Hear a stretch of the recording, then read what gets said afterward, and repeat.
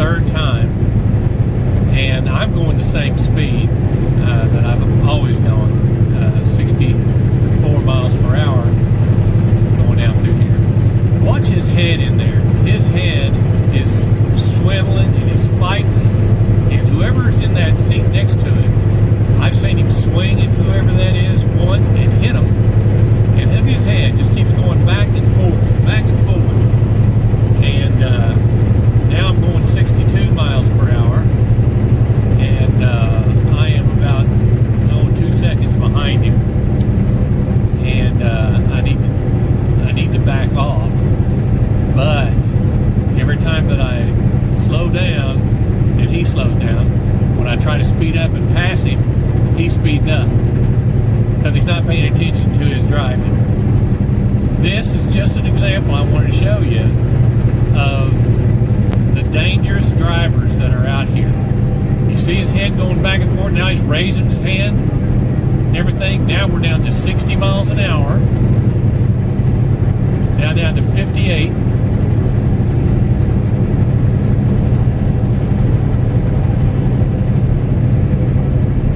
And he's been like this now for better than a half hour. He almost ran off the road there. I've seen him almost run off the road 3 times now. His head just keeps going back and forth and back and forth.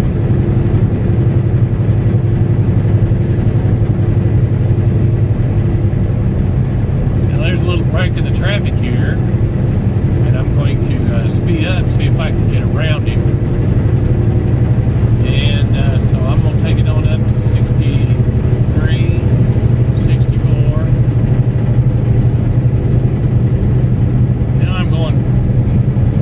I was going faster than him. Now I'm back up 70 and he's speeding back up. This guy is absolutely loony.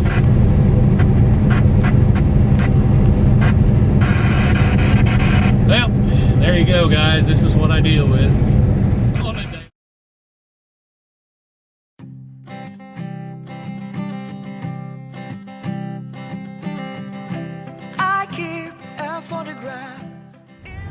Well, how you doing, guys? It is Tuesday morning. This is election day. Just wanted to give you a update on a little tarp job here. This is for my guys that I train for our company, because you'll wind up with your truck, when you get assigned your truck, you'll either have a 3 tarp system or a 2 tarp system for lumber. Now, with a 3 tarp system for lumber, you'll have a steel tarp that works in the middle. So you'll put a flap tarp on the back, flap tarp on the front to cover it, and then you put a steel tarp in the middle. So since you put them on, you'll put them on in the back first. You'll go with your flap, then a steel tarp that goes sideways, by the way, to make that 8-foot drop. And then you have your front tarp with the flap on the front.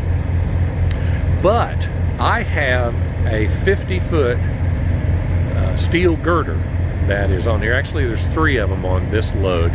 And this 50-foot steel girder on a 48-foot trailer is going to leave some girder that's going over. Also, you have dunnage on each side of the truck that you have to make accountings for. So when you do your tarps over the top, you've got to be able to have a little extra here and there. Here's a good example. Now, this is not a lumber tarp, this is a steel tarp. That over there is a girder.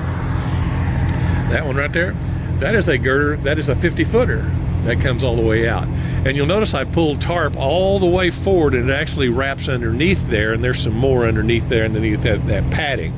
And so the bungee cording winds up being a little bit creative on these, but the main thing is that you have to drag that 25. As I was saying, the 25-footer, you got to drag it all the way out here and have enough to wrap underneath it there to be able to cover the girder on the bottom side.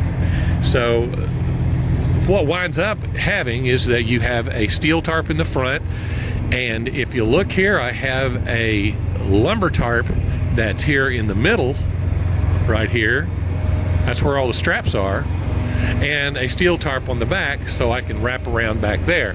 The main thing is that you'll unfold your lumber tarp here, and you'll see that it doesn't have any of these D-rings up here.